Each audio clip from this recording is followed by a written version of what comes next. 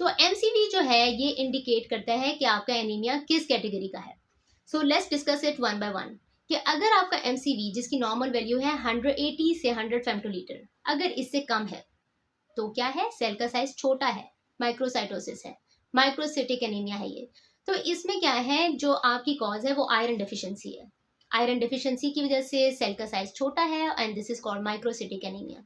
But हमें जाना है रूट कॉज की तरफ कि एग्जैक्ट कॉज क्या है आयरन डेफिशिएंसी का, जो कि हमें बता सकती है क्या मजीद इन्वेस्टिगेशन। हम सीरम आयरन लेवल करवाएंगे, फेरेटिन लेवल कराएंगे, फेरेटिन सेचुरेशन और टीआईबीसी यानी कि टोटल आयरन बाइंडिंग कैपेसिटी जैसे टेस्ट है मजीद इन्वेस्टिगेशन के, जो हमें बता सकते हैं कि रूट कॉज क्या है।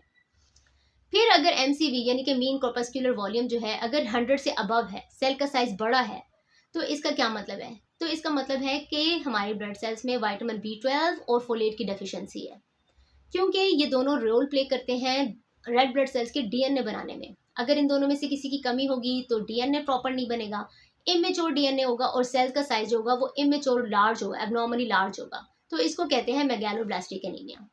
फिर अगर सेल का साइज नॉर्मल है यानी कि 80 to 100 फेम्टोलीटर की रेंज में है, फिर भी रेड ब्लड सेल कम है और हेमोग्लोबिन कम है, तो इसका मतलब है कि बॉडी में कोई और अंडरलाइन कंडीशन है, इन्फेक्शन है या फिर क्रॉनिक कोई किडनी की डिजीज है या लिवर वगैरह की, या प्लास्टिक एनीमिया है, बोन मैरो का कोई प्रॉब्लम है, कैंसर वगैरह।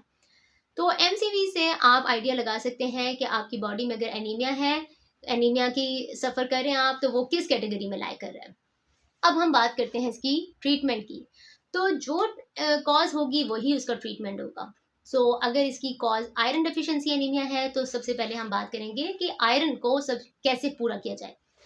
अगर आयरन डेफिशिएंसी एनीमिया है तो हम क्या करेंगे, सबसे पहले अपना वन ऑफ माय फेवरेट की लाइफस्टाइल मॉडिफिकेशन होगी। सबसे पहले हम अपनी डाइट को ठीक करेंगे।